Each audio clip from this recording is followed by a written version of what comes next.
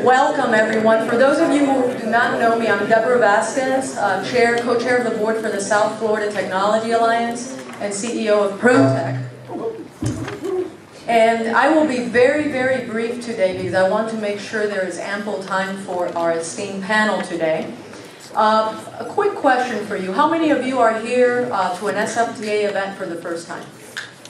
Wow. Incredible. Yes. Excellent. Well, for those of you not familiar with the South Florida Technology Alliance, our mission is to grow and enrich the South Florida technology industry down here. And this event could be no better example than how we deliver on that. And I certainly hope that if you see a value in tonight's event, that you will consider joining the organization, which is dependent only on membership and sponsorship. And it's an organization that has been around for almost 15 years now, through both good and bad times.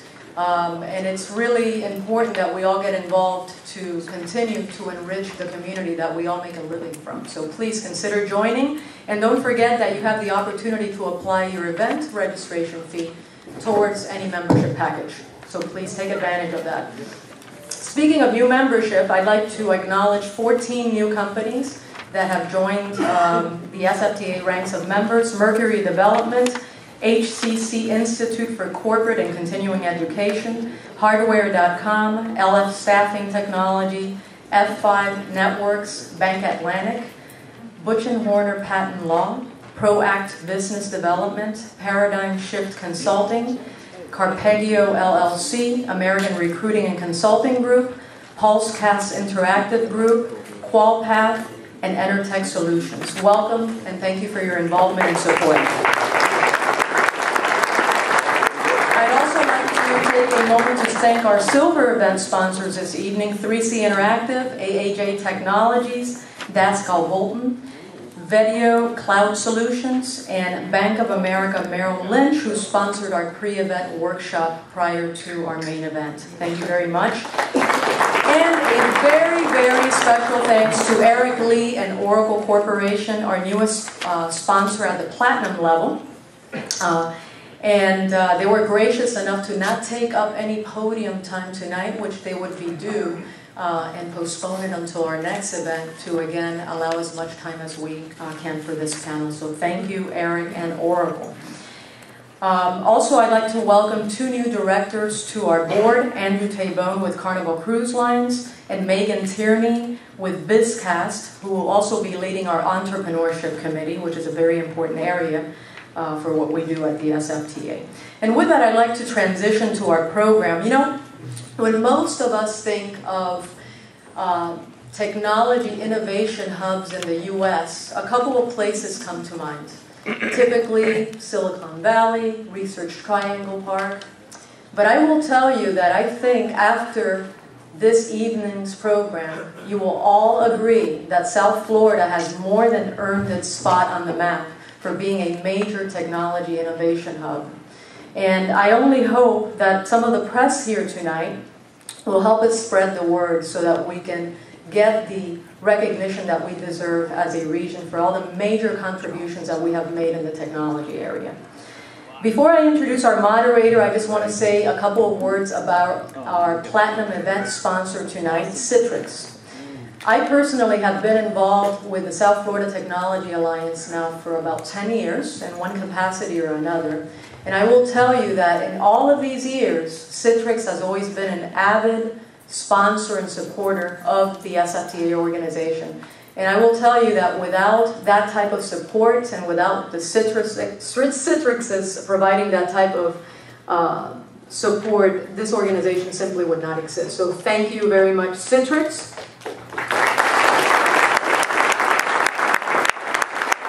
And without further ado, I'd like to introduce Chris Fleck, who is VP of Mobility Solutions with Citrix. And in fact, the idea of this event came from Chris, and he has been instrumental in putting this all-star panel together. It is a pleasure and an honor to work with him as a colleague on the SFTA board. Chris is also an innovator and entrepreneur himself, and shares a special passion for what we do here in South Florida and for the vision. He shares in the vision for the incredible potential that we have as a region. Of course, we all have to work together to realize that. So I cannot imagine a better moderator for the program. I welcome Chris, and thank you very much. I hope you enjoy the program tonight.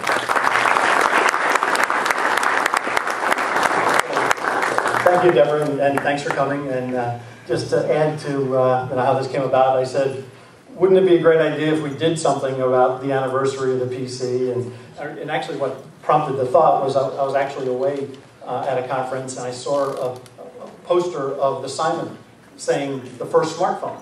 And that made me think like, hey, wait a minute, that came from Boca. And then I started looking up the dates, and I'm like, wait a minute, not only did the Simon come from Boca, obviously I knew the PC did, but I wasn't sure of the anniversary. I knew it was coming up.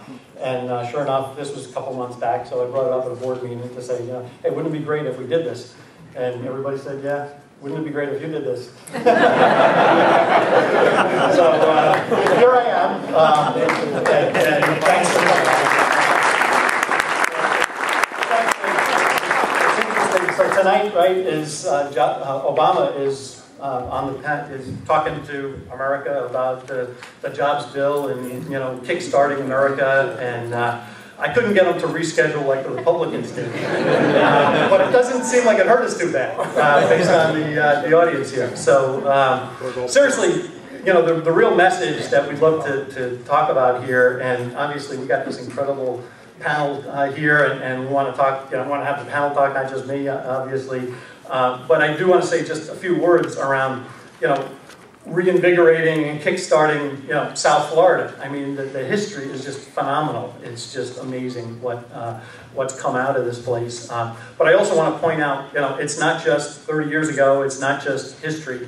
It's things like, new companies, new projects. There's things that we're doing at Citrix. There's things, right here in the front row, for example. There's a lot of tech stars and notables. We've got Bob Greenberg, the number 5 employee at Microsoft, is right here in South Florida.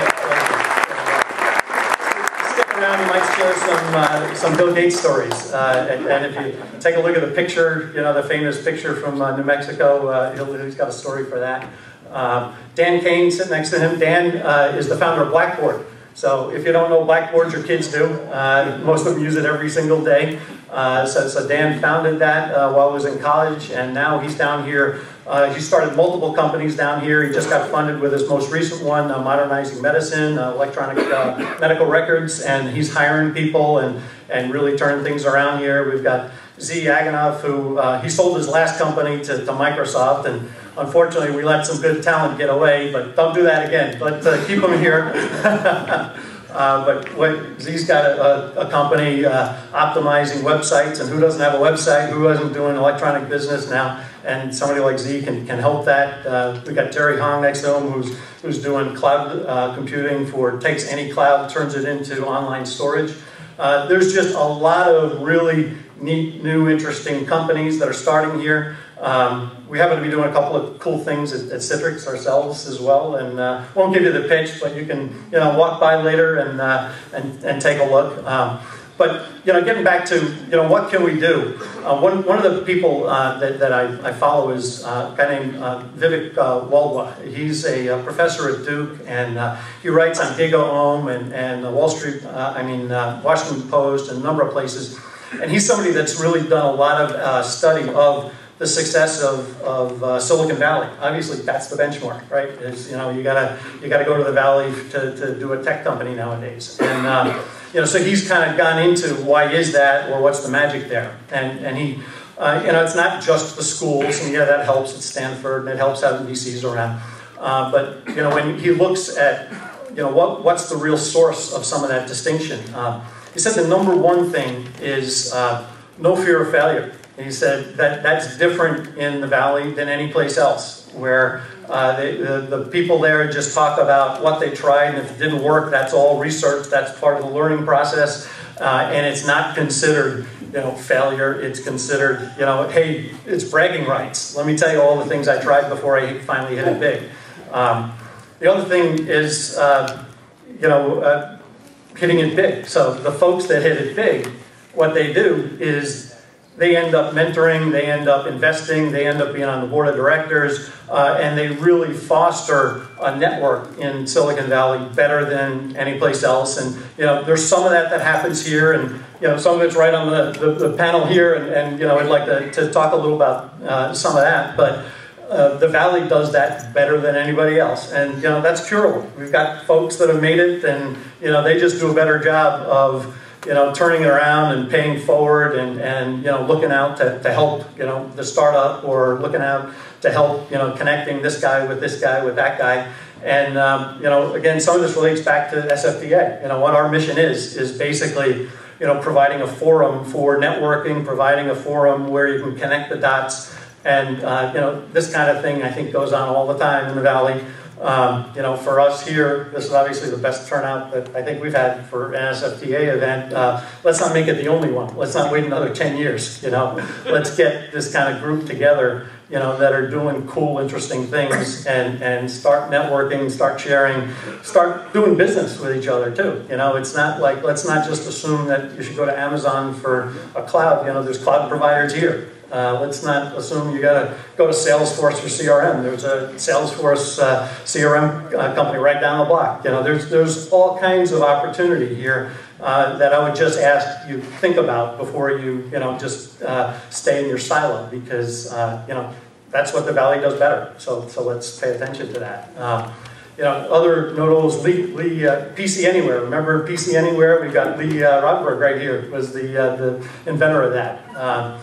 We got Trevor Kennedy. He was a early evangelist and strategy at Citrix. He's now got an energy company creating hydrogen-based energy, I guess, right? He's going to change the world and make it green. And again, some of these companies that are here that people just don't know. So, in any event, I'd like to just encourage you to look at what we can all do collectively to learn the lessons learned. Take what they do right in Silicon Valley and consider it here. One of the other things that Vic talks about is location does matter, and you got to start with someplace where people want to live. So it doesn't matter what kind of buildings and research park you put in North Dakota. You're not going to get tech guys to go move to North Dakota. So we kind of like it here. A lot of people here, right, like the paradise, like the beach. And the reality is, with today's tools, you can work from anywhere. The buildings don't matter so much. Collaborate online, put your stuff in the cloud, and why not live here? And so we have a lot of intrinsic advantages, and it's just like, let's do some work to get over the hurdle. So without further ado, let's stop me talking and getting into the panelists here that have really, literally changed the world. Again, talk about economic development and talk about, the jobs program that's going on. Think about, like, this group of folks, how many jobs they've created. Think about how many families they've affected over the years. It's just phenomenal. And, that's the real jobs, that's the real kind of work that you want that's, sustainable, not just not government sponsored. So I guess what I'd like to do is kind of go down the line, maybe kind of this is a good historical point of view, to some degree, not age-wise, I'm sorry. So let's take it back 30 years ago. So 30 years ago, Patty McHugh, who is also known as the mother of the motherboard, she was one of the original 12 designers, so there are 12. There's another one, Fred, he's someplace. Fred is here. He designed the mechanicals on the original PC, a group of just 12 folks. So this is what Patty's famous for, but I'll let Patty talk a little bit more about, bring us back 30 years ago and tell us about some of the other projects, because it's not just the PC you worked on, you worked for other companies down here and did some other new things. Okay. Yeah, I worked with the 12 engineers. We kind of called ourselves the Dirty Dozen. The moniker Mother of the Motherboard has only come about recently, because we never even called it the motherboard. Freddie and I were talking earlier. And so we call it a planar board. IBM has names for everything that are different than what normal people call them. So we called it a planar board. So, but yeah, I designed the motherboard, and I do have a patent on it. And I was 27 years old. Yeah.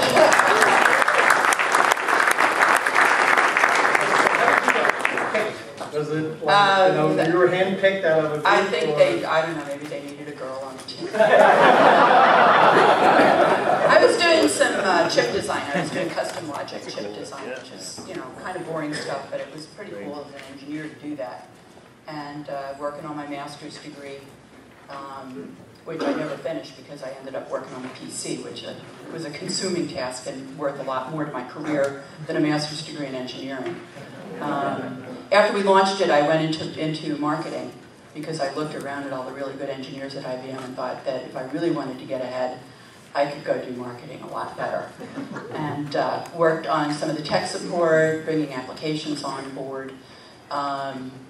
Went through a lot of that, worked on some other projects, the PS2, the PC Junior. I always say that experience is what you get when you don't get what you want. And that was a good experience, lots of good experience. I then had the pleasure of going to work at corporate, which is what they do to you in IBM. And I got to go work in the mainframe group, which was like a totally radical concept. I had a director tell me that we were in the process of trying to figure out where the mainframes fit into a client-server environment. Remember when that was new? This was in the late 80s. And I had a very interesting piece of information that I got out of PC Magazine. And my director looked at me and he said, "Patty, nobody really reads that magazine." And I said, "Okay." So after that, I decided I was going to get on my sailboat, take 3 months off, and come back to Boca. And I did that and came back and had the opportunity to work in the ThinkPad group and bring IBM's first real good notebook computer into the market. And we did a lot of great work with branding. It was a wonderful team. And I ran the product marketing group. With that, I also ran the business of licensing products like BIOS to other PC manufacturers. So I did that as another business that I was working on at the same time. And then we decided we were going to move everybody to Raleigh. And my husband's also an IBMer. And we bought a house in Raleigh, we put money down, and because it was a big frenzy and all the IBMers were moving there, it was non-refundable, but that was okay until Motorola got me. And I went to work for Motorola and developed a device there that did text messaging with a little keyboard. Our competitor was primarily a Canadian company. Now, we did it on the paging network, which was the two-way paging network, and I worked there for 3 years. We got the product into the market. I did all the marketing for that. It was great. It was a lot of fun. Great team. Really neat people. And we got it into the market. We got the PC Magazine Product of the Year award before we shipped it, that was great. You can do that. And I went back to IBM, and I got pulled back to IBM, and I went to work in the voice systems. So when you talk to your Honda or your Acura, that was my team. I managed the whole business there to do the small voice recognition, and negotiated the contract with Honda, and I was really happy to participate in their announcement in Detroit, of all places, as IBM at a Honda Motor Company event, which was a first. One of their stipulations was that they were so worried that we were going to betray their trust, that our people would leak the fact that they were putting this voice recognition technology in. Honda takes their Navi very seriously. It's one of their real brand identifiers. So we had a great code name. We codenamed it Hibiscus. All right, because if we screwed up, it would shut up and fall off the tree. And we were very careful that no one beyond my boss in the chain knew whether it was Honda or Toyota or Nissan. It was a Japanese automotive company, and they pretty much let me run with it, and it was really good. That was a very good experience. There were some things in there that we didn't want, but it worked out great. And sure enough, there was an executive up in the New York area who was talking about the great work we were doing with Toyota. So you can keep a secret, but you have to be really careful. So ViaVoice was here. ViaVoice was here. ViaVoice was developed up on Congress Avenue, right here in Boca. Not that long ago. Not that long ago. That was 2000, early 2000s. Yes, the ViaVoice, that, and the server base Yes, the entire development team was up there in Boca. Great. Yep. Thanks, Dave. So, Ed,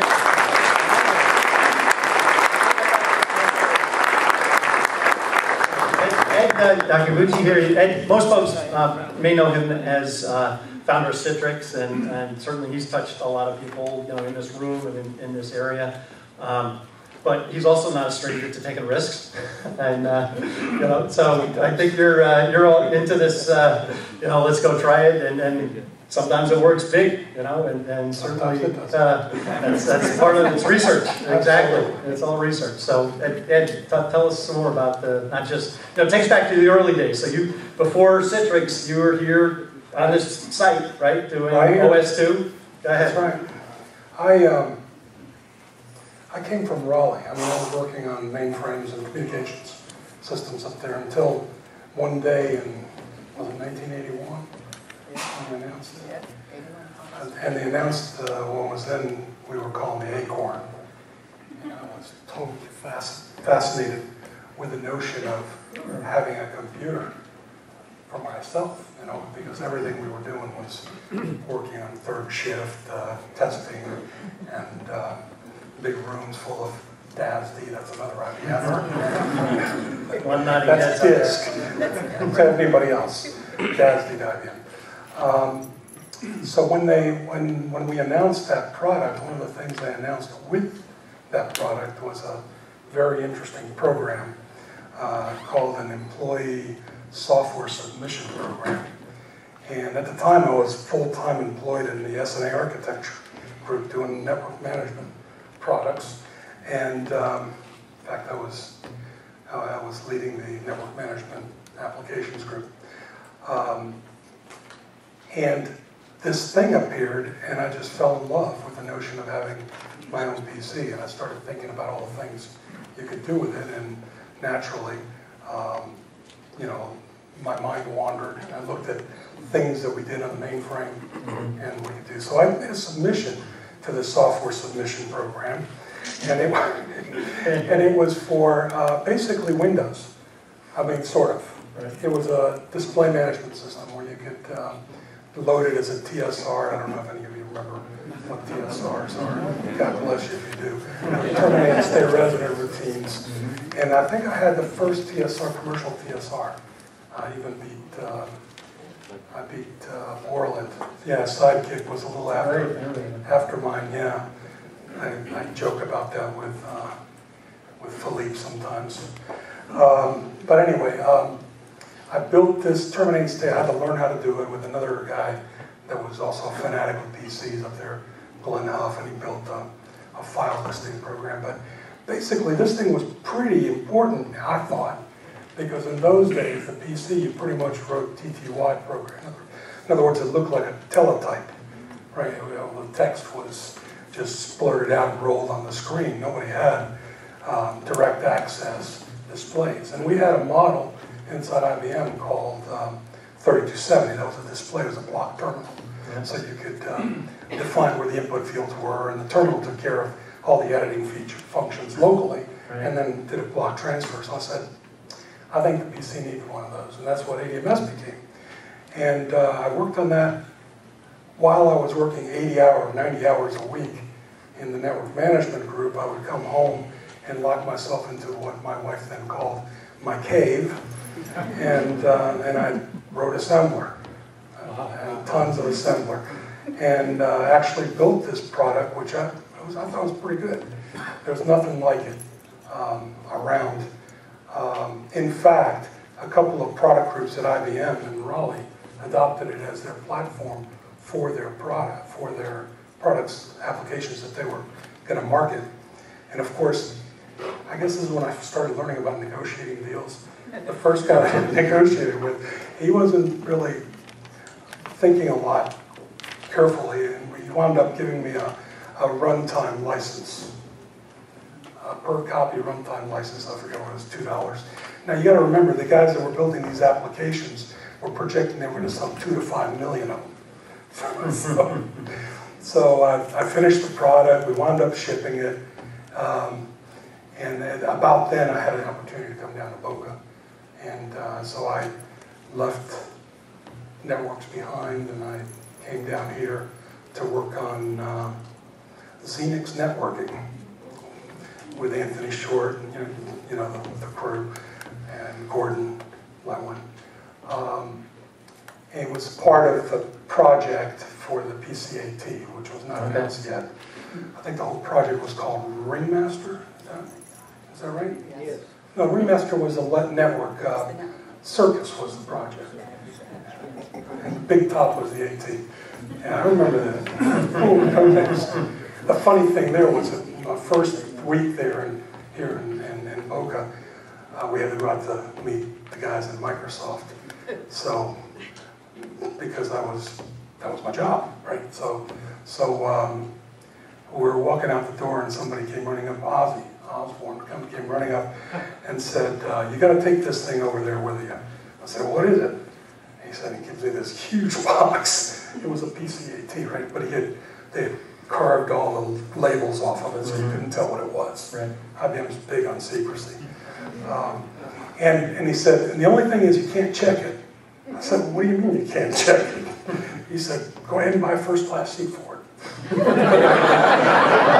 Oh, I can tell. So just put it on your lap. Right? It's true. So we flew to Seattle, first class on Delta, and sitting there with my friend the box. And I got no looks. It was the most bizarre thing. And then, of course, when we got to Microsoft, it started getting weird. Because apparently the agreement that we had, that you guys must have negotiated early on, was the secrecy. They had to have, the IBM boxes had to be in a separate room with chicken wire across the top, so you couldn't crawl over the top to get into it. And that was a riot. I had to make sure they put it in the chicken wire room. And this was when Microsoft was pretty small. They weren't in Redmond yet.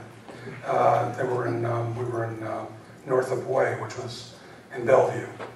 And I remember I used to go into that building, little apple tree in the front. Remember the apple tree and whatever. And I mean, all of Microsoft must have been about 120 people, I guess, or so. You know, we'd come in the morning, we'd meet in Bill's conference room, and eventually since we were getting there earlier, then I forget Bill's assistant, but she gave me the key, and she said, you just come in and make your own coffee. So the IBM guys used to come in. We had, of course, we wore blue jeans and sneakers at the time. We were hiding our identity. So that was kind of the beginnings of that. I enjoyed that a great deal. And the Xenix project didn't last very long because IBM just didn't want to have another Unix. The idea was to have a protected mode operating system for the PCAT, which had an advanced 286 processor in it. And Xenix was the only game in town. But shortly after that, my management decided that we wanted to do something. Instead of having all these different projects, we'd have just one. And it was going to be a convergence of all the great multitasking operating systems that we had out of IBM Research and Austin and here. And we decided to call it CP-DOS. And we signed a pact with Microsoft, or my boss did at the time, where we were going to work together. And then we negotiated a joint development agreement, which I was, I don't know if it was fortunate or unfortunate to be the technical guy working through that. I learned a lot about licensing in that, which I then later used at Citrix. All these things you learn, you just wind up using them over. And then Microsoft didn't try to use it against me later. That was another story. So we negotiated with them. We got the JDA in place, and then we launched this project called CP-DOS. And I'll never forget the first day I walked in. There was 4 guys from Microsoft: Anthony Short, Ray Petroselli, and Mark Zibikowski. Mark Zibikowski was a guy.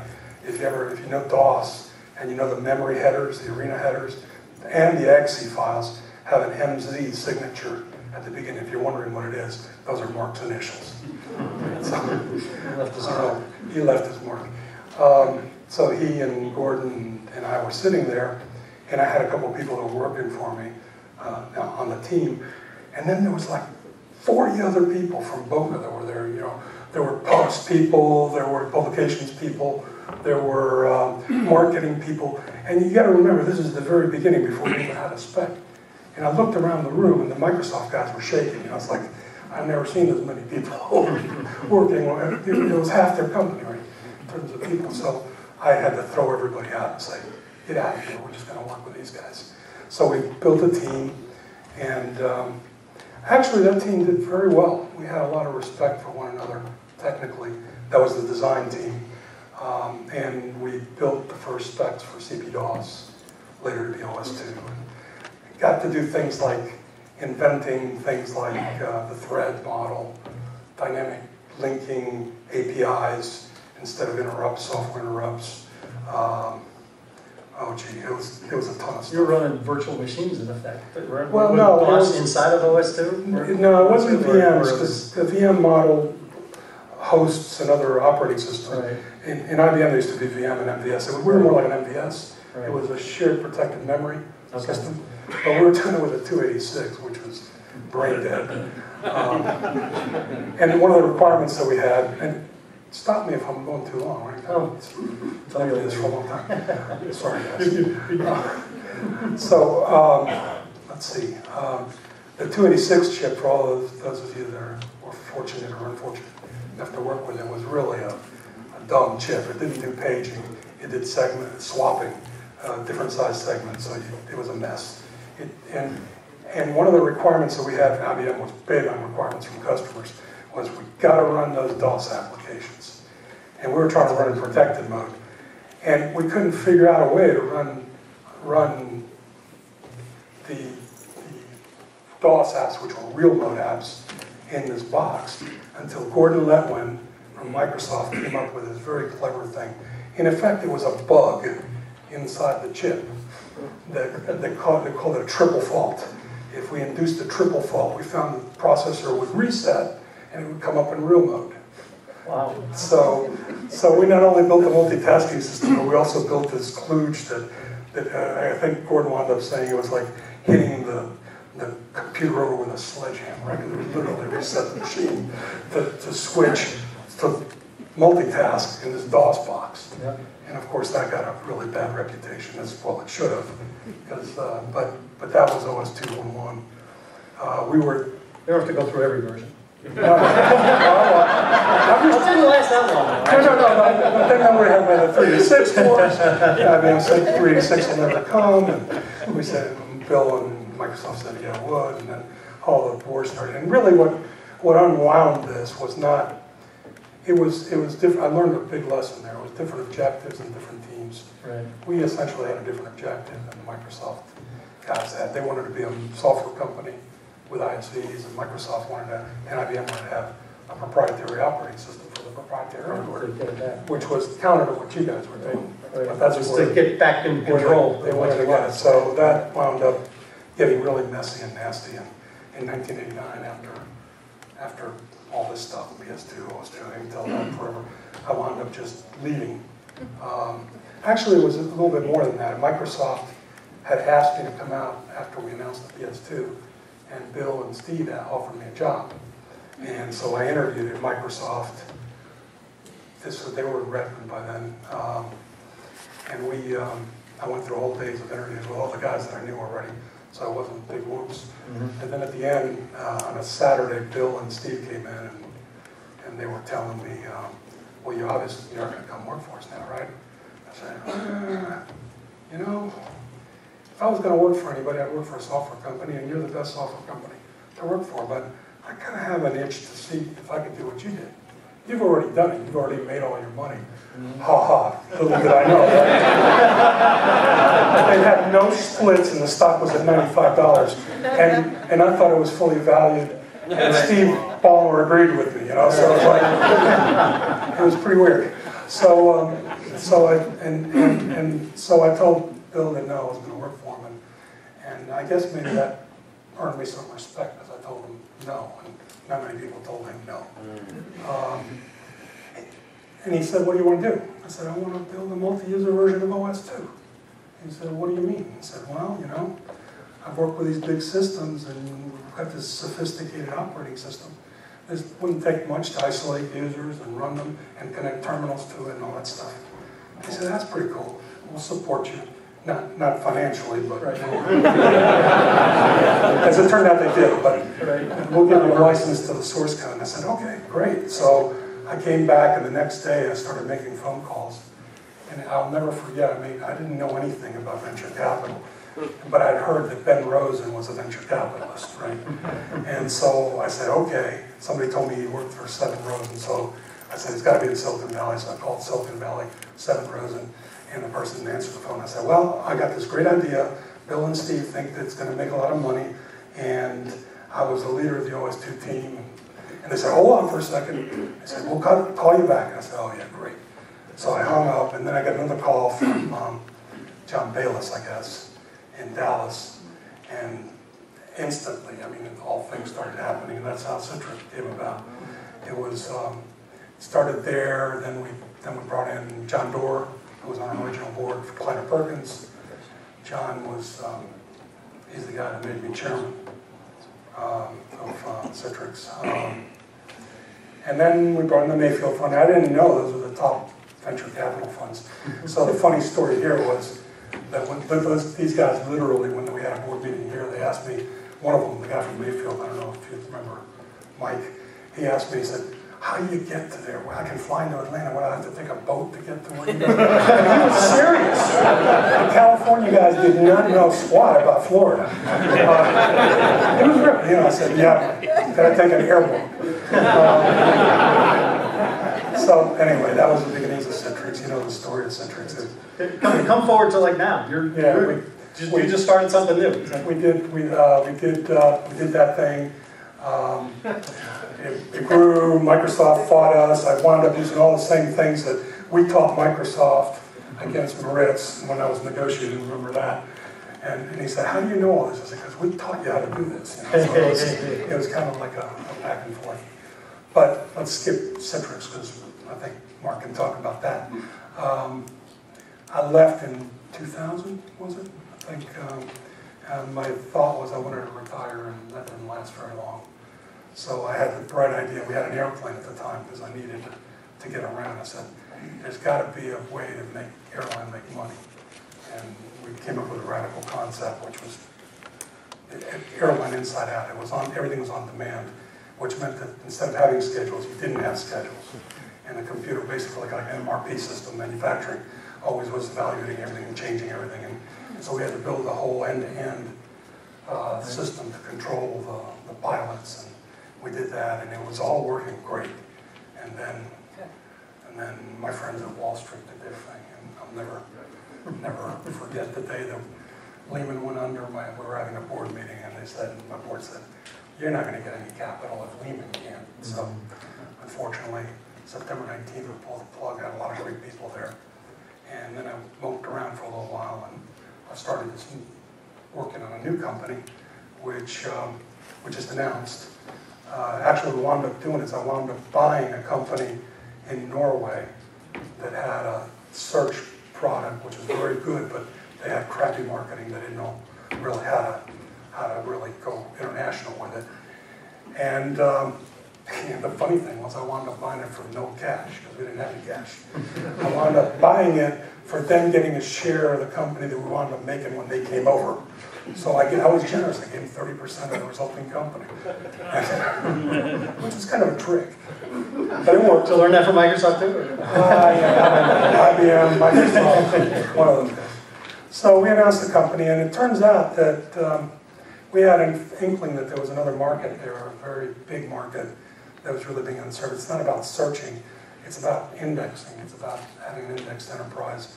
And it's not just in the file systems, it's in all the hundreds of different types of silos that you have in your SQL databases and Exchange and SharePoint, all these different places. People can't find anything. Everything's duplicated. I think of it every time I can't find something. So yeah, I'm looking forward to it. So rather than focusing on search, we went out and we announced the company as the first of a new type of company that focuses on content virtualization.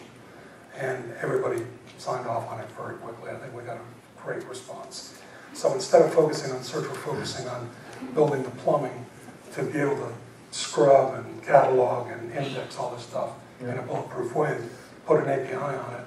We're going to put our search app on it, but then we got other ISVs that want to develop apps that are index aware, deduplication, security audit, you know, all sorts of things. So that's what I'm doing now. And I'm just stop there because I talked too much. Okay. Right? Sorry, guys. So thank you.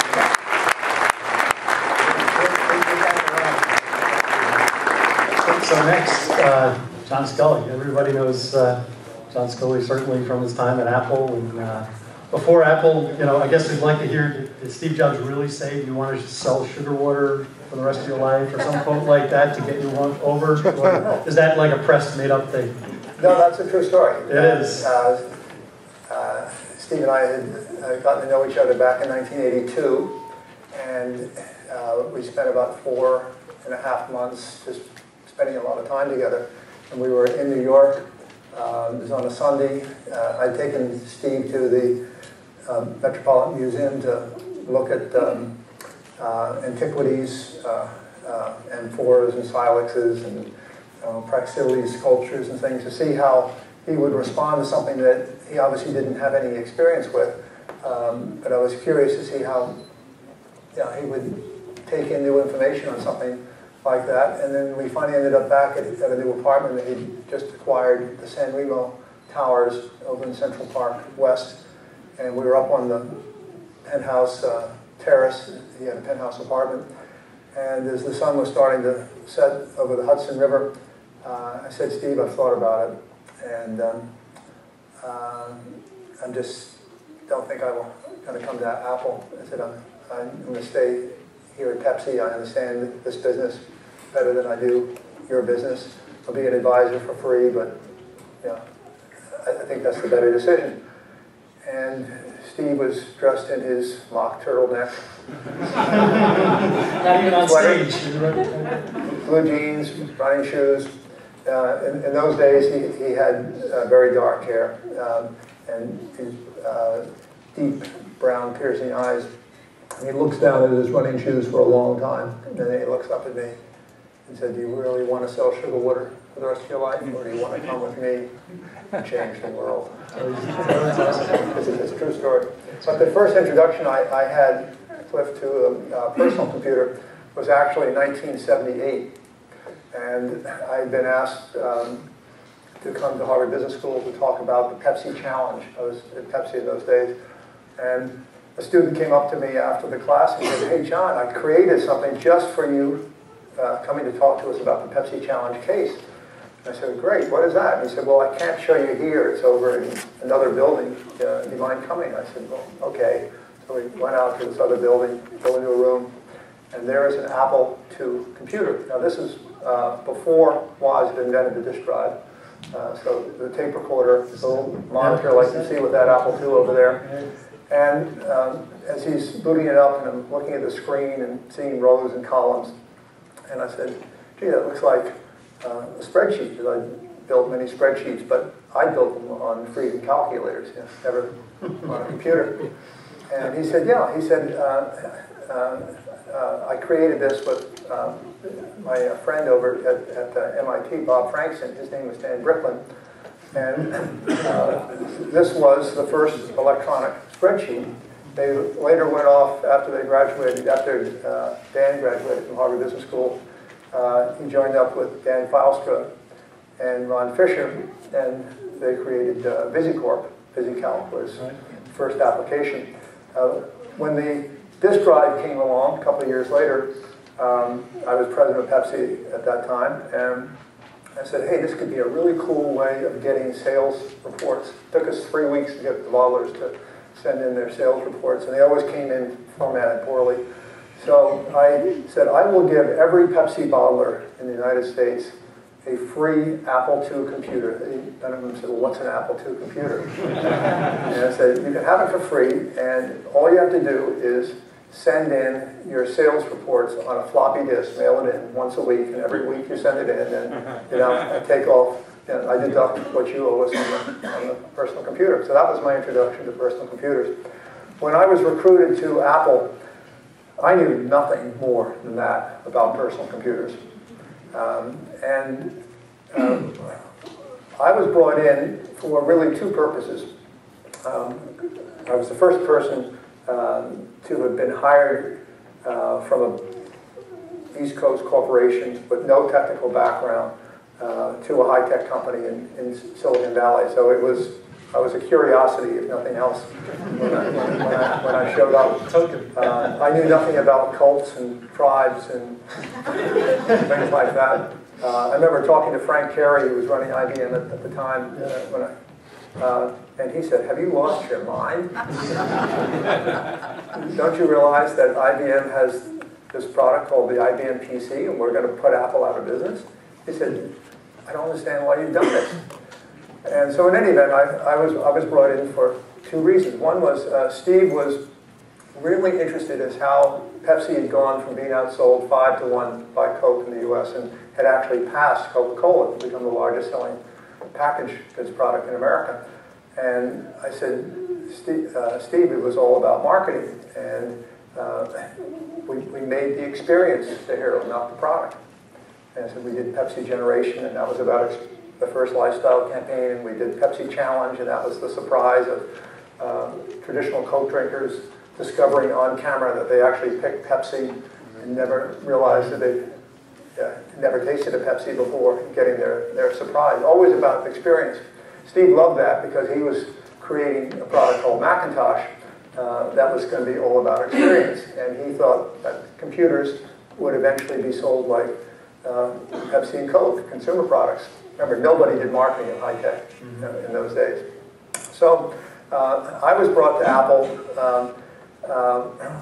not for that yet, because Macintosh didn't exist. It was still a year away from coming to the market. I was brought there because Apple was outsold by Commodore 2-1. It was outsold by Atari 2-1. The IBM PC had just reached about equal sales to a Macintosh, to Apple II. The Apple III had been introduced the year before and it had failed. Lisa had just been introduced and it was had no software except for the 5 applications that came bundled with it. And Apple needed the cash, and commercially we had to keep the Apple II alive. It was end of life for 3 more years. As I said, I didn't know anything about computers, but I did know something about marketing and selling. So Steve was running the Macintosh division. I appointed myself head of the Apple II division, moved over to the Apple II group, and we developed a new product, which was really just a facelift, like an automobile does a restyling, called Apple IIe. And we focused on people who were using 2 operating systems in the Apple II in those days, Apple DOS and CP/M. All the good applications were in CP/M. So we made the decision, again, no technical basis for it, that we would only promote CP/M because they were the better applications. And we went out and we marketed it, and we did spiffs, and we did all kinds of stuff. And we kept the Apple II commercially alive. We later introduced the Apple IIc. We kept it commercially alive for 3 more years. And that provided the cash flow so that we could develop Macintosh. When we were getting ready to introduce Macintosh, and you were developing PC Junior, you may remember... You had fun with that. PC Junior was codenamed Peanut. And in October of 1983, Business Week runs a cover story, and it says, "The winner is," and it shows IBM. You remember that cover story? And so we're all looking at this, and we're saying, the winner? We haven't even introduced Macintosh yet. And they haven't even introduced this product, which is the winner. So we all sat around and said, so what are we going to do? So we said, well, the schedule was to introduce Macintosh in January of 1984. And we had Shai Day there, our advertising agency, Steve Hayden and Lee Cloud, Steve Jobs, myself, Mike Murray, who was the communications manager.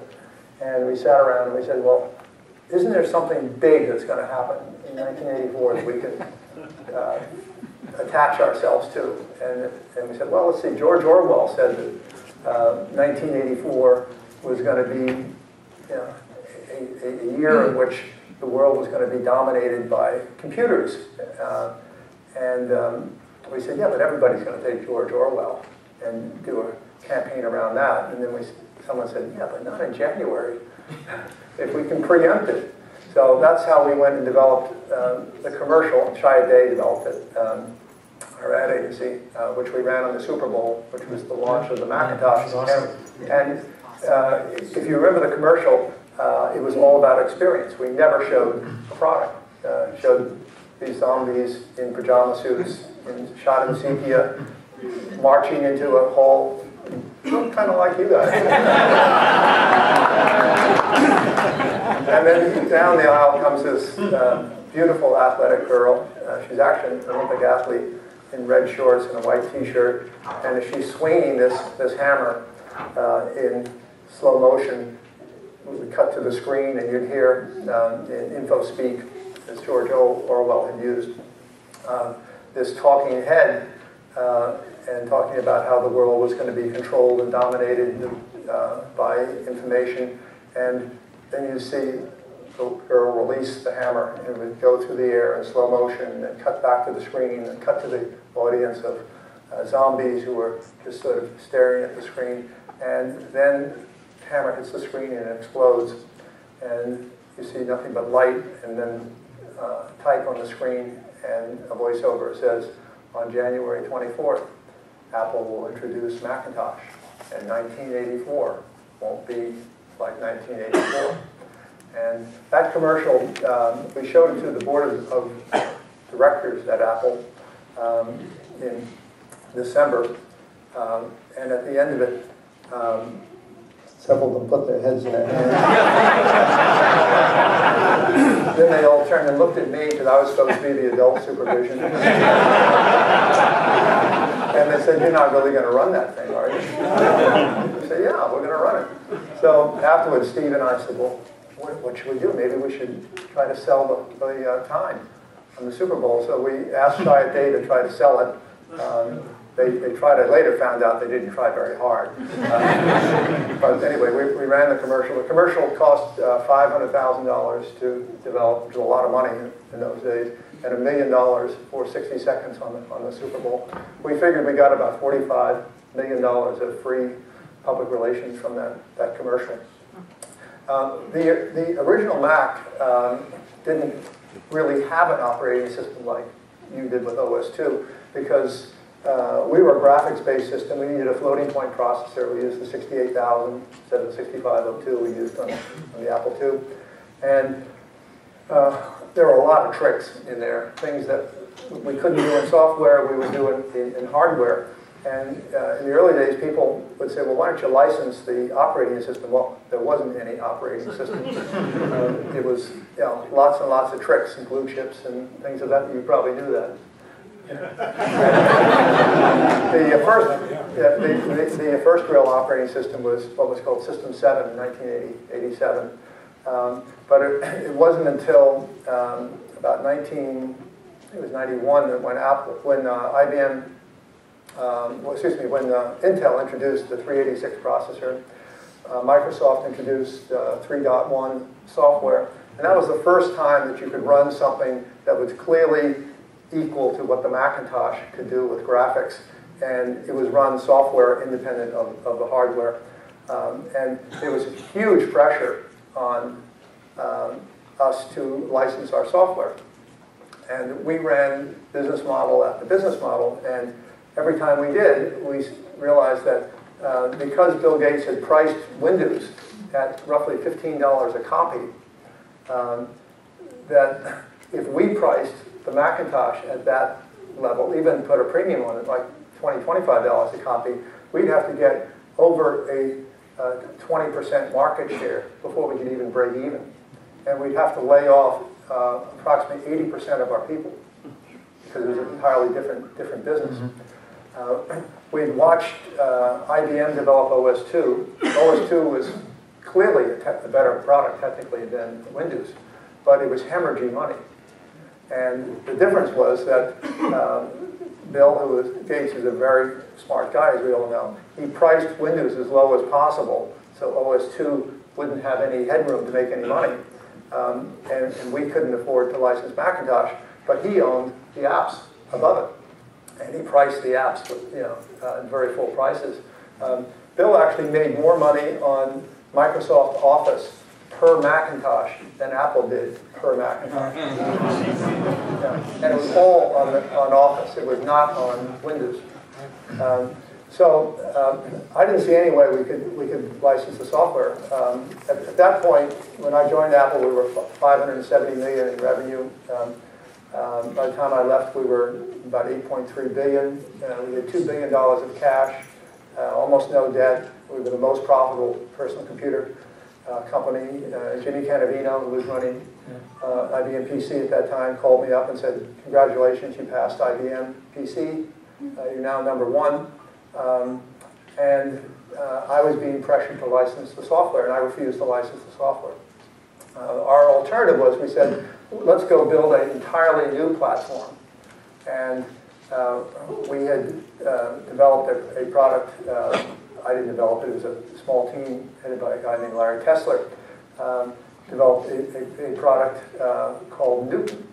And Newton was, because it was a brand new platform, we could actually license everything. So, and we didn't have to worry about cannibalizing our profit as would have happened with licensing the Macintosh. So, in order to build Newton, there was no low-powered microprocessor in those days.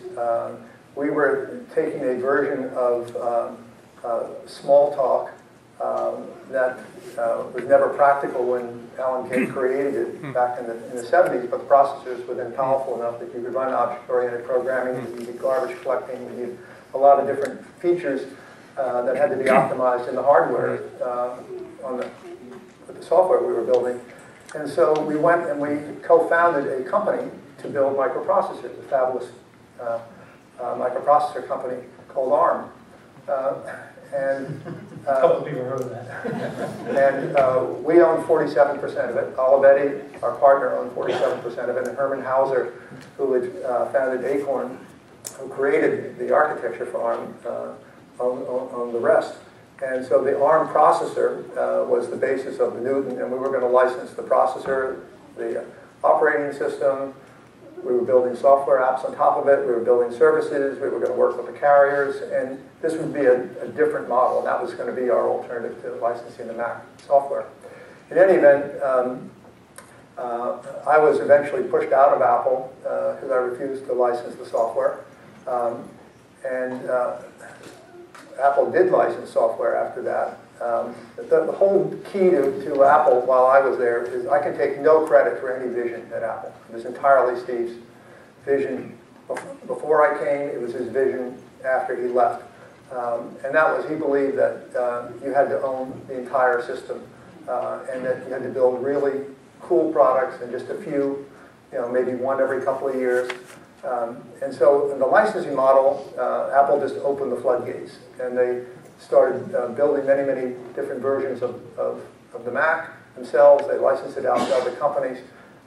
In about less than 5 years, the company was almost bankrupt, as we had predicted in the models. But what kept the doors open, ironically, was they sold their 47% of the ARM processor. As back when Gil Amelio was then CEO, he basically rescued the company. He sold the ARM, 50% of the ARM processor for $800 million. And he acquired Next Computer, and you know the rest of the story. There's no question that no one but Steve Jobs could have brought that company back to life, and it would have been impossible. But it does show you how there's a thin line between success and failure in high technology. I'm very involved in a number of high-tech companies here in South Florida. I'm on the board of Open Peak. We've got about 110 engineers here in South Florida. We're building tablet-based systems for enterprise. We're building the CS video conferencing phone for Cisco. I'm chairman of 3C Interactive, which is a mobile wireless CRM company. Got about 80 people here in Boca. I'm chairman of the board of Watermark Medical, which is a platform as a service, sleep apnea and diabetes platform that goes from profiling to diagnostic therapy, compliance, and drug adherence. And we have about 40 people here in South Florida, and I'm an investor, an active advisor to Digital Domain, and they are building a 150,000 square foot tower in West Palm Beach, which will be Digital Domain Institute, and they just opened up earlier this year a 3D animation studio up at Port St. Lucie. So there are a lot of cool things going on in South Florida. And one of the things I've learned, and it's still true, is that there's just this very thin line between success and failure in high tech. And almost any company that one could name here that's successful, I can tell you it's near-death experience. I mean, every successful company, I don't know whether Microsoft had a near-death experience, but everybody else had one. I mean, Intel had one. Citrix, as you said, had one as well. My real interest at this point in my life is I don't run anything. I have no management job. I'm a mentor.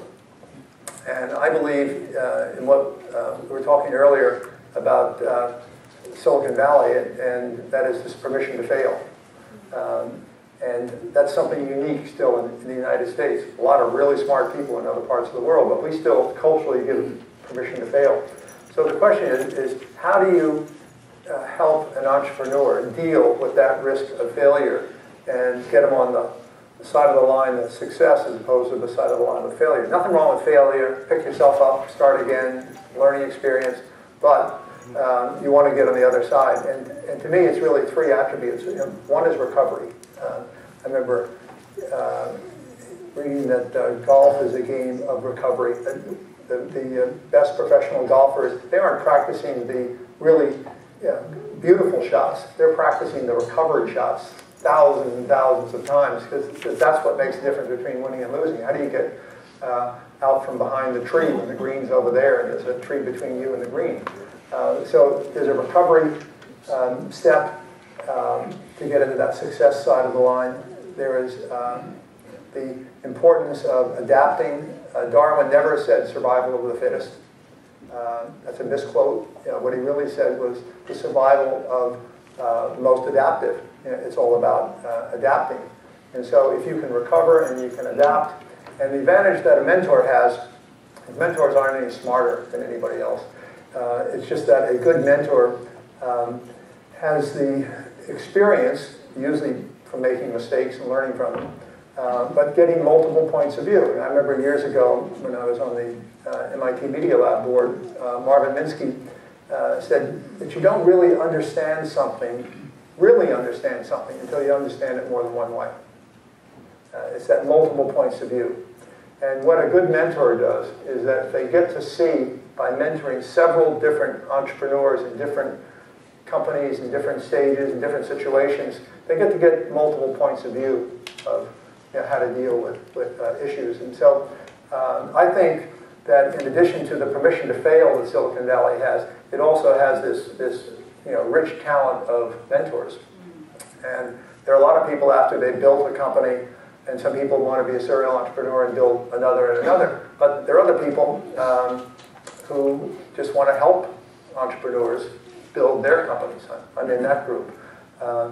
And so it's really terrific, I think, what's going on in South Florida, that bringing a group together like this builds a network of relationships, and it's usually the unexpected informal contacts that lead to something, not the ones you plan. So I'm excited about the possibilities of South Florida, becoming a fertile ground for entrepreneurialism, and I think that we found that you can get technical talent here.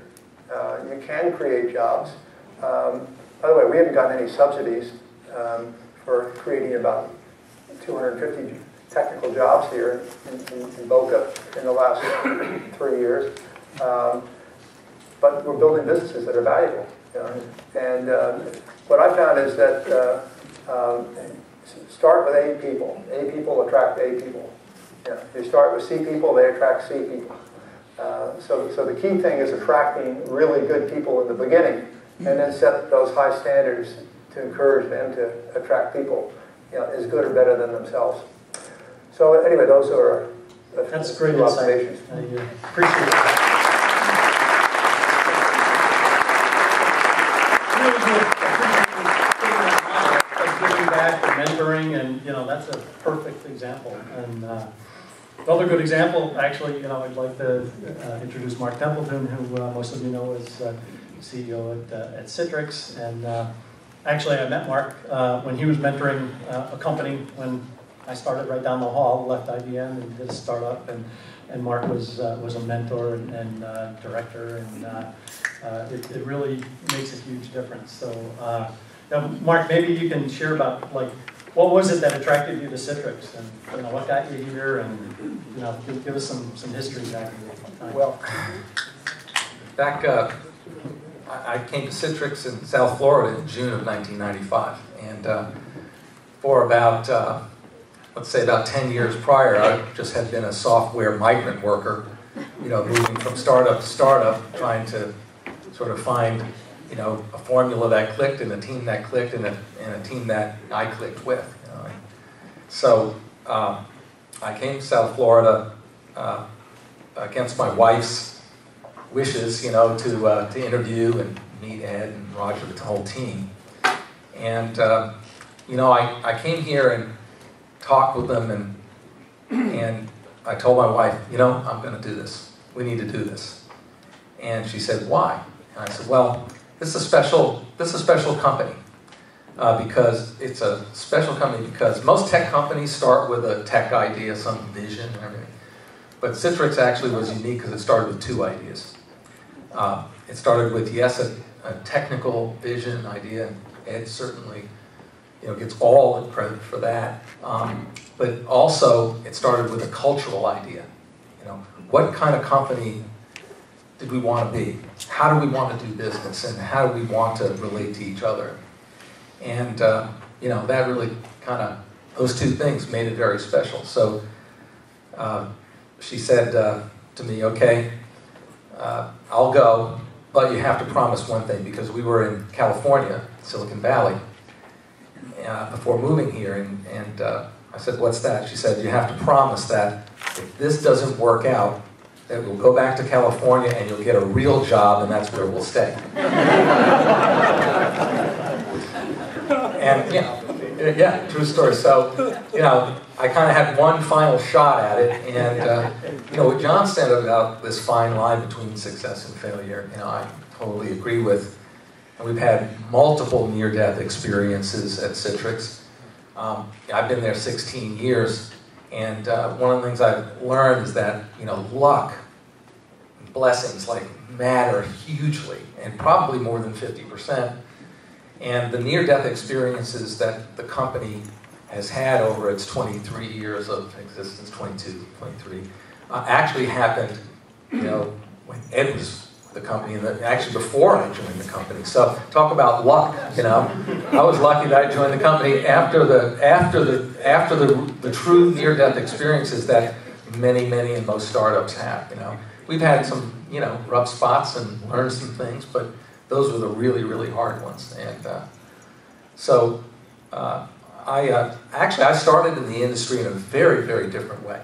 So while you were making Pepsi a major brand in the world and focusing on experience, while you were inventing all this technology, etc., I was getting out of graduate school and starting in 1980 a forest products company to make hardwood molding. Okay, so just get the context of that, you know. And turns out that making hardwood molding and any product out of natural resource that God makes, okay, he doesn't put the knots exactly where they need to be to make the products you want, it turns out, right? So it turns out we needed some software to actually, predict where the knots were going to be, where the product, relative to the products we wanted to make. And this was back in 1980. There wasn't a lot of software for that. In fact, there was none. So my partner says, "Now, what are we going to do?" And I said, "Well, I'll create the software." And he said, "Do you know how to do that?" I said, "No, but how hard could it be?" And so, so this actually, the year was, we were using PCs with spreadsheets and all prior to that, but I had gotten smitten and bitten by the Lisa. Bought it $10,000 with my own money, the image writer, and the early Lisa software. And so I said, I'm going to build this thing on Macintosh. And the reason was that it was 32-bit, and we needed to build the software so it would do simulations, massive amounts of simulations, to optimize sort of the lumber quality and grades to the finished product output that we needed. And you just had to grind massive amount of data to do that.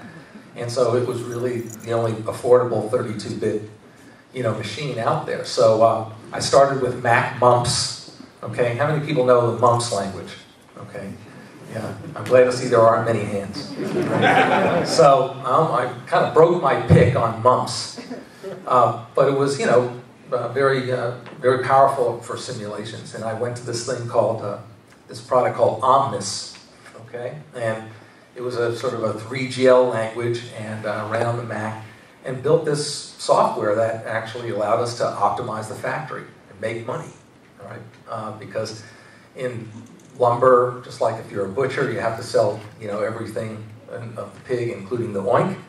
In lumber, you got to sell everything, including all the sawdust, and not everything. All right, or you don't make any money. And saw the power of software and technology to do that, and had a great time building the software. Actually ran it through the factory on a bunch of Macs on a Constellation, Corvus Constellation network, if you remember back that far, and with it was probably a 5 meg network attached storage, and store the database and so forth, and learned a lot about the possibilities. And that's where I just got bitten, and I decided, I told my partner, I love you, I love wood, but I love this a lot more. And I said, I'm going to find my way into the tech industry. And it was hard. And I actually started an Apple dealership. And I was telling John, it was a year when they were actually paring the dealer network down because they had too many dealers signed up. And we had this idea that we'd be an Apple dealer as a VAR and actually sell vertical systems and medical and publishing systems and so forth. And that was the transition to getting into the software business. And in all of those things, I intersected with really interesting people where I was lucky. And lucky to sort of get pushed along to the next thing, including when I met Ed. And I'll never forget, I joined the company in June of '95, and Ed said, Mark, now listen to me. Here's what you've got to remember. Citrix, we're this giant, giant, giant company in this little tiny body. And I thought to myself, man, he's smoking some good stuff. And it took many, many, many, many years for me to actually understand what Ed was saying. And, I think, honestly, that's been my job to actually, realize what Ed told me in those very, very first days. And coming to South Florida, when I got here, there were actually, IBM, I think, had 9,000 families here. I mean, it was still huge, all right? And what that, family count is today. But I remember going to the first, we had an offsite, probably it was July. I joined in June, so it was probably 6 weeks in. I was the newbie on the management team. And I joined as head of marketing. And so the issue that was on the table is, go public. Are we ready to go public in December, approximately? So, everyone on the team, yeah, rah, rah, rah, I was the last one, and I said, not a chance in hell, all right, no. And so everyone looks at me and, why? And I said, well, we're in South Florida, everybody, you know. You got to remember that. And so first, we have no sort of marketing, demand generation machinery, blah, blah, blah, blah, blah. I mean, we're just sort of getting that sort of built. But secondly, we're in South Florida, and you know, you can't build a large-scale software company in South Florida, right? Why? Because we don't have Symantec, you know, Oracle, Apple, Veritas, you know, Adobe, blah, blah, blah, thousands, training the people we need, all right, to do the job that needs to be done. So we had to actually grow our own here and import. And I just thought, you know, we could never do it. And that was sort of my, you know, official answer. Thank God I was wrong about both, right? And, you know, so for me, you know, it's been an amazing personal journey where, you know, I've sort of seen my role as the protector of vision, okay, that was given me, right, and the culture that was given me. And I protect both of them, you know, really, you know, vigorously. And both things have worked out quite well. And obviously, you know, you take a vision and you add and build on it, etc. But it starts from that seed, the acorn. Yeah. And you know, as long as you you know, stay focused on it and look at it from the different perspectives, like John is talking about, you're able to define and redefine it, create white space around it, where you can add more things and add more things and add more things. And that's how we've scaled as a company, from the 50 some odd people that were in the company when I joined in June to about 6,500 people today. It's been a lot of fun. So so it can be done in South Florida, and but you got to have idea, you got to have a great culture with A players and an idea of what you want to be. You have to be, you know, extremely passionate, because you have to sustain. It's the passion that sustains you through all of the near-death experiences and all the things that are just damn impossible. And you know, you sort of do that one day at a time, day after day. You know, magic things can happen, I think. You know. So. Thank you.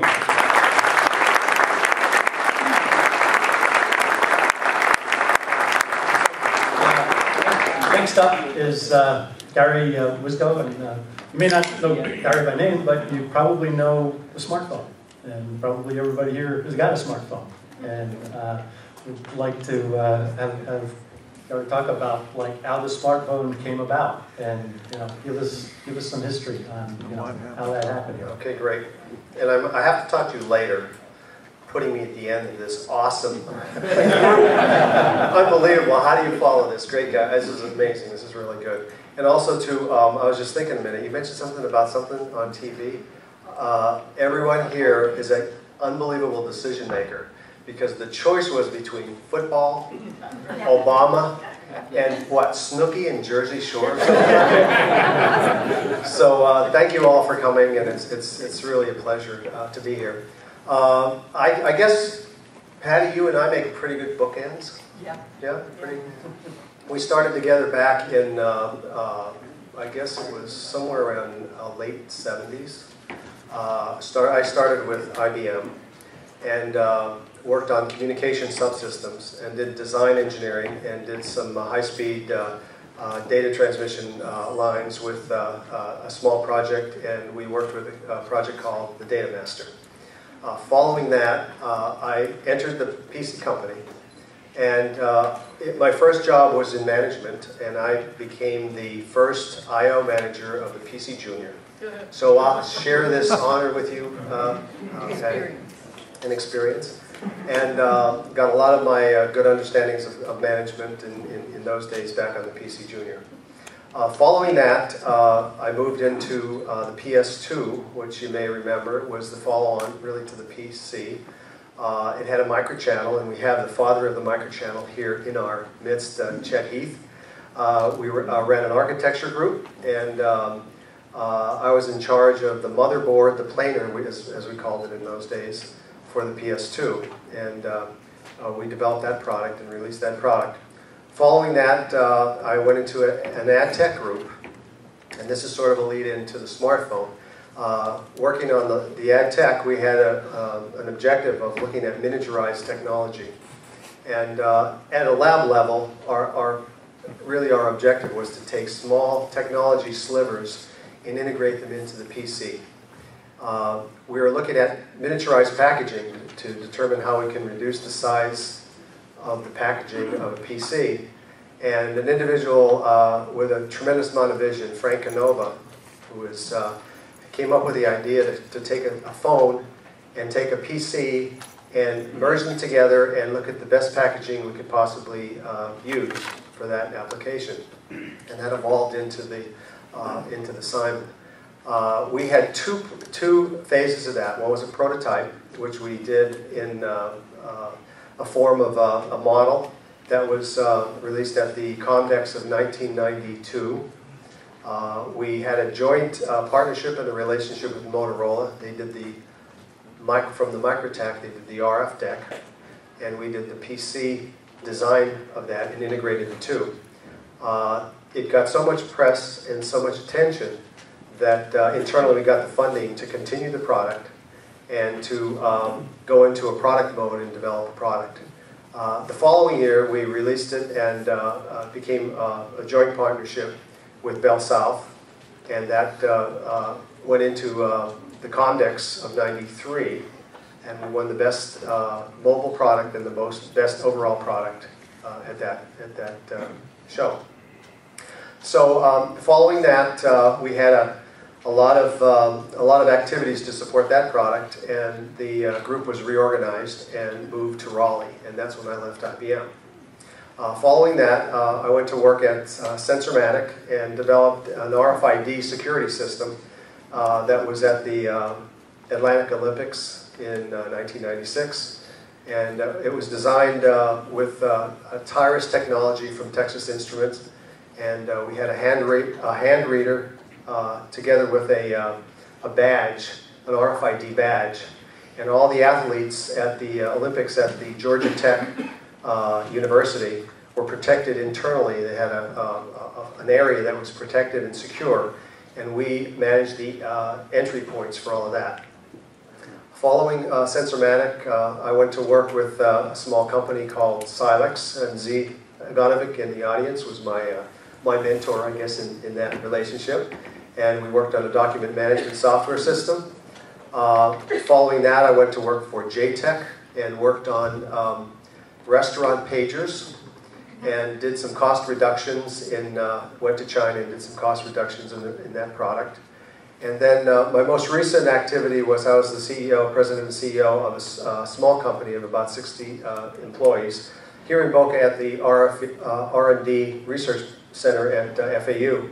And we developed onboard train communications for passenger rail. And if any of you have ever been to Phoenix or Seattle and have ridden the light rail system, all the electronics, the signage, there are 16 cameras, video cameras on each one of those trains. We had a monitoring and a diagnostic system and a black box on board and all the communication subsystems.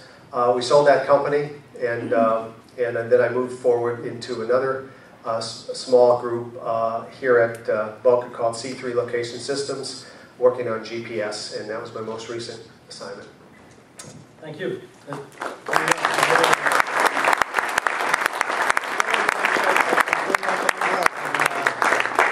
We're certainly running out of time here, and you know, I hate to cut this off because this is great. You know, I had one writing question that I promised I'd ask John.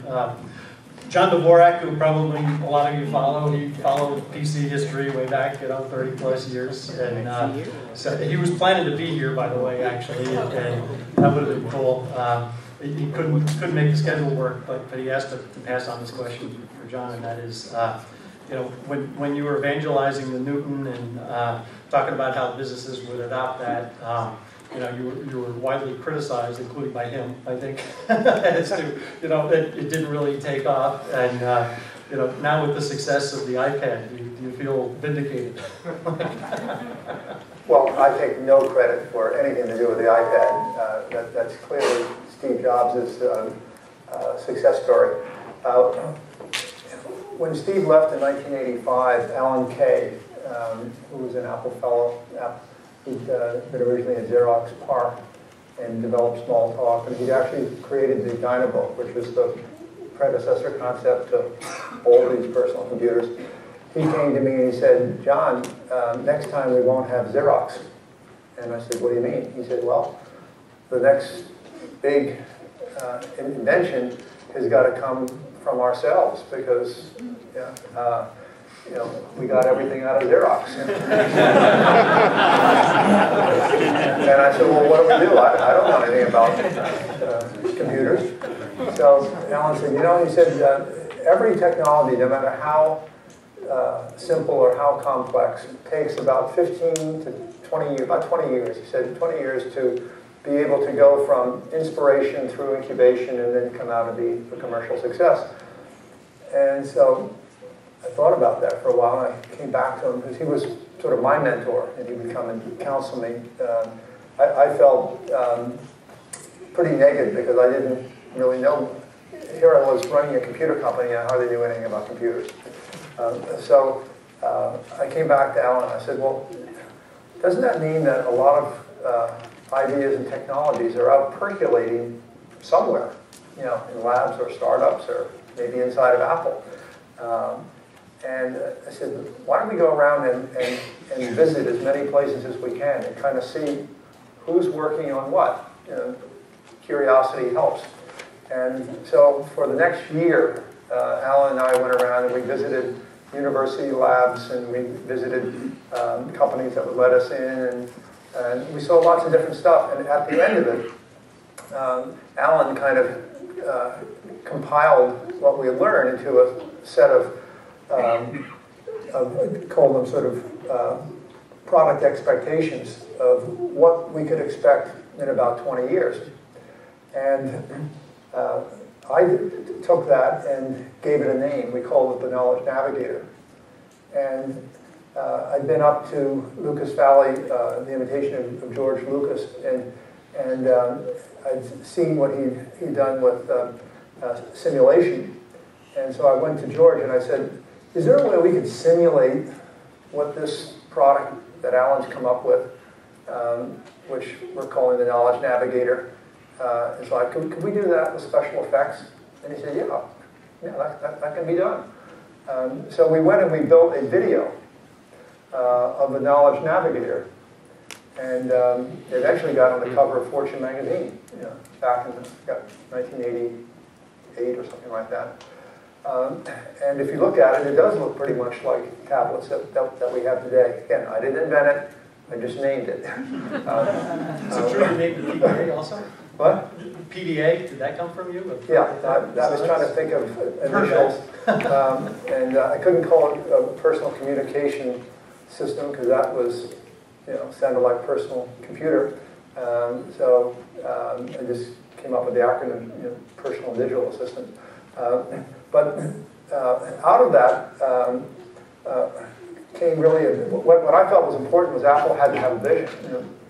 And so we used that as kind of our marketing story that we were still able to be an innovative company.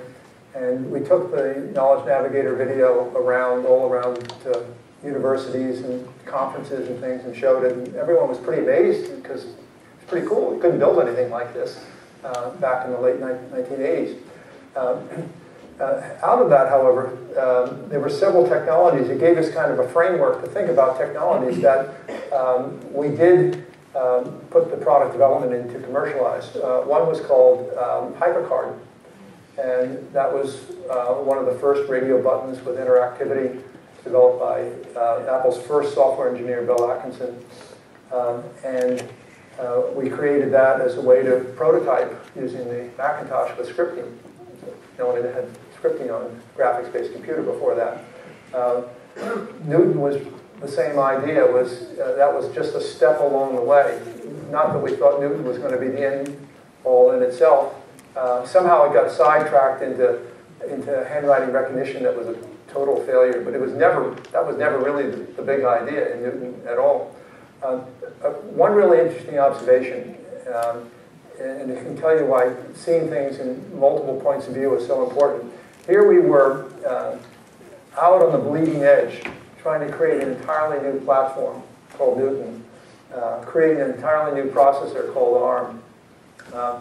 And yet there was a startup company called Palm that took an 8088 processor, a really old-fashioned processor, and it built a very, very simple, technically, product that did something really cool at exactly the right moment. If you recall, in the early 1990s, cell phones were just becoming popular, and the internet by 1994.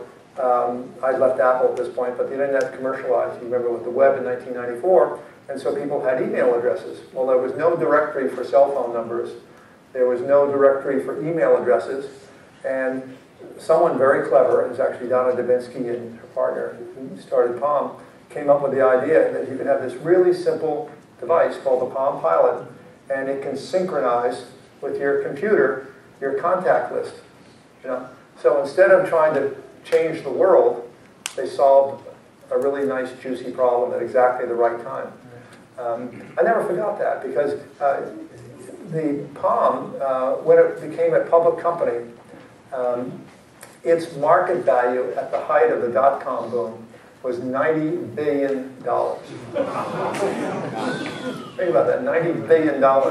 And here we developed this really sophisticated product called Newton that everyone was beating up because the handwriting didn't work, and that wasn't even supposed to be important in the product requirements document. And these much cleverer people than us went off and built this really simple product that solved a real problem. So there's a lesson there. Yeah. And I don't think you left any in the bar.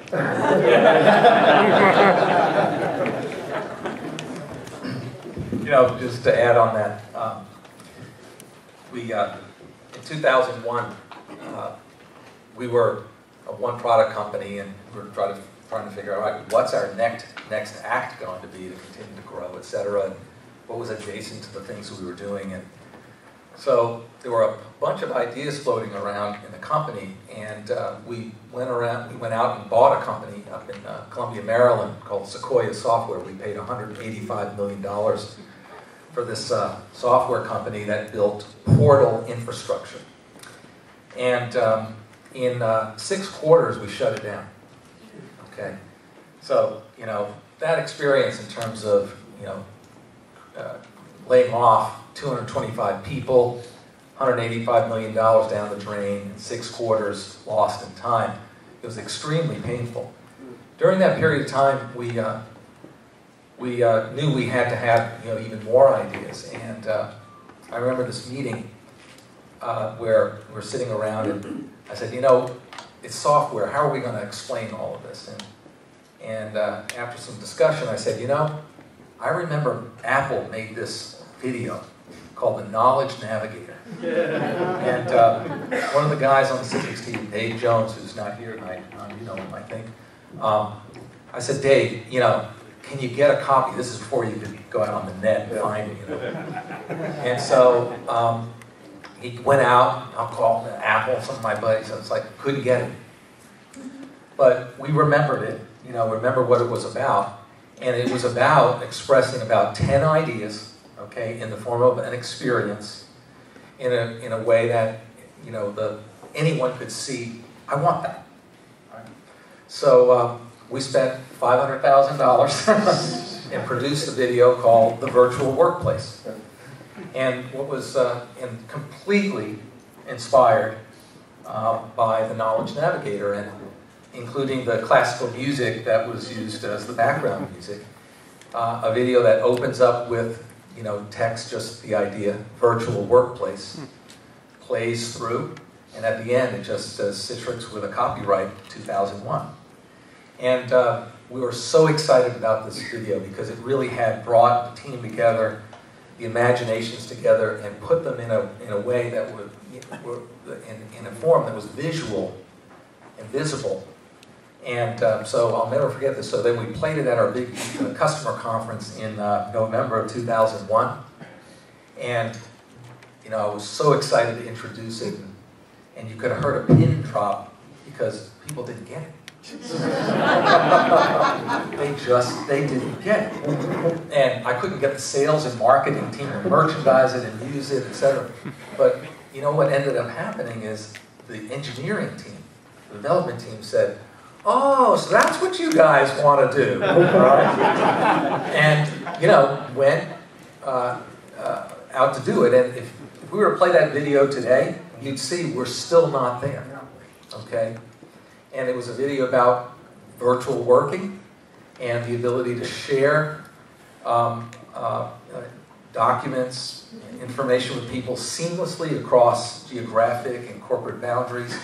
It was a video about device independence and being able to, you know, work on any kind of device, including smooth roaming from device to device to device to keep continuity in a conversation and a collaboration session. And a lot of things like that have led us to do, you know, the things that we've done over these years. So, you know, I couldn't stand it. I had to tell that story to John here because, you know, it was completely inspired by the Knowledge Navigator. And by the way, it's created the roadmap for Citrix since Ed left. And we were left with, you know, having to fill in around the core idea that the company was built on. And we still go back to that video. Yeah. Right. You know, Yeah. It's like we're not there yet, but Right. it helps define like that nirvana kind of state of, you know, is not what people want or it could be. Right. And yeah, that's great. So, but this video, by the way, I don't know, do we have the Citrix video out on YouTube? I know the Knowledge Navigator is, and I'd recommend go, you know, Google it, or I posted a blog about it if you want to check that out. But seriously, yeah, it's incredible. It's got hundreds of thousands of views, and when you put the data on it, it's like really impactful as well. When you think about like going that far back, and it's not just the hardware; it's the software. It's like you're defining some of the way the internet works today, before, and hyperlinking, and you know some of the things before, you know, things we take for granted today. Well, we're still not there. You know, since we sort of started in that early day, I would speak for 1, 2, 4, okay? Well, maybe 1, 2, 3, okay? Just because I'm not an engineer, you know. But like an engineer, I was always curious about how things worked. And I think that the taught digital generation that many of us in here are, you know, represent, were very curious about how things worked. And what John said about Steve and about an experience and delivering an experience is really, you know, kind of how computing and how the industry is defined today, and especially if you look at the people who are the movers and shakers, because, you know, the born digital generation, they don't really care. They're not curious about how it works. It's like, I don't care how this thing works. I want to know what can I do with it. What can I do, right? And I think, you know, there are a lot of lessons, you know, but that's just a complete, you know, inversion of how people think about technology today. And so for entrepreneurs and so forth, I think it's important to remember that, because that's who we're building things for, whether we're building products to sell them or we're building IT systems to serve people inside companies. You know, the younger generation and those who are born digitally want to know, I don't care how this thing works, I want it to be simple, and I want it to, you know, to know what I can do. Yeah, I just have to add one little story there, Mark. I have a set of first principles as a mentor. You know, I only work with people I like, hopefully like me, because you can't get trust if people don't like each other. I only work with serial entrepreneurs, and I only work with businesses that are at transformational moments where there's a chance to change an industry. Well, I broke my own first principles about 8 months ago when I met a young entrepreneur, college dropout from Brown University, 22 years old, and building a social web with gamification and data-driven business analytics, all incorporated into a healthcare system that captures your personal health information using a question tree that's very visual and integrates in HIPAA compliance electronic medical records. And I'm sitting there, first of all, when I joined Apple, the average age of the Macintosh team, Steve would never have more than 100 people, because he said he couldn't remember the names of more than 100 people. So if he added somebody had to leave. Same name. There you go. So the average age of the Mac team was 22. And so I remember these 22-year-olds. So I broke my own rules, and I started mentoring a 22-year-old, first-time entrepreneur. The guy is articulate, brilliant. I mean, I was never anything like that at 22. And the reason I did it was I just had a lot of curiosity. I said, I can't help him with most of what he's creating because I'm the wrong generation. You know, I came out with the curiosity of how does it work, you know, the wow of the technology. And I said, the thing to keep in mind is that Moore's law was about technology. I said, Steve Jobs' law is about magic. And Steve has this ability to pick the moment when magic is possible. You know, you couldn't have built the iPad 4 years ago. You couldn't have built the iPhone 6 or 7 years ago. You had to be at exactly the right moment for it to happen. And then Steve is brilliant. He always said, the hardest decisions are not what to put in, it's what to leave out. You know, so it's simplification, user experience, transformational moment. Well, in this case, I'm mentoring, but I'm really getting the better part of the bargain because I'm sitting here in amazement, you know, watching all the. I don't use Twitter. You'll never find me out there. That's interesting. I barely know how to get into my Facebook account. I use email and texting and telephone and voice. But so I'm sitting here watching all of this stuff, and so you're absolutely right. All this stuff is going to be built by none of us sitting here on this panel. It's going to be built by people who grew up with entirely different life experiences, and it's amazing. But the best stuff is still to come, and I'm just along for the ride in this case. So, you know, we're way over in time here, and again, some of the objective was to, you know, leave some time for networking, and you know, if you want to, you know, mingle with some of the real notables here, you know, we want to leave a little time for that as well. I really appreciate everybody being on the panel here, and it's really been an honor to have you, and really insightful. I actually had a list of questions about, like tell a story, tell about, like, what's the insight you learned, you know, what are the things that we can do here in Florida, and it's like you covered all those topics without even, you know, asking the question. So what I'd like to do now is just briefly turn over to Lenny Chesal, who's the new president of the SFTA, who will just say a few words, and then let's break some time.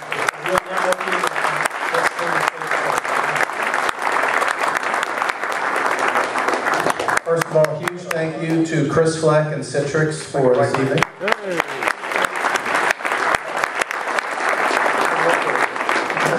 Chet, is that correct, sir?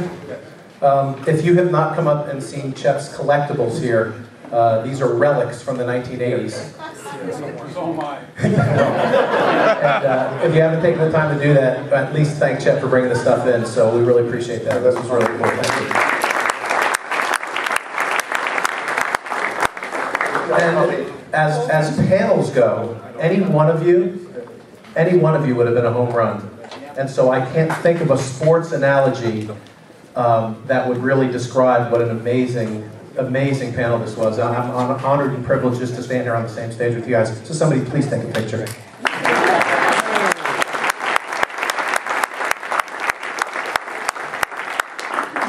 5 bullet points, and I promised Deborah that I would be really quick. Okay, here, me with my new friends. Facebook page tomorrow. I will ask one of my children how to get that picture on me. My wife says, how do you get the pictures of yourself fishing on the Facebook page, but there's no pictures of family? So very quickly, Chris mentioned about key ingredients in Silicon Valley and why companies there are so successful, and it's the sharing of that information and the networking. Well, if you didn't meet cool people tonight, and people that can help your business and help you in not only your growing your companies, perhaps sales opportunities, people that can help you from a mentoring perspective. If you did not do that, then shame on you. Take the next 15 or 20 minutes to at least find one person, trade business cards with them, find out what they can do for you, what you can do for them. This is an amazing gathering of folks, and again, from SFTA perspective, we could not be more proud than to be the organization that put this event on. So please take advantage of it, not only tonight, but in the future. So a bunch of you raised your hands, you've never been here before with us. We have a meeting every month. We've got a meeting next month I'll talk about in a few seconds. But please join us, help us grow this organization, help us support South Florida technology. That's our goal. We can't do it without you, but if this is any indication of what we can do together as a group, I'm very excited about what's going to happen in the coming years. So please support us.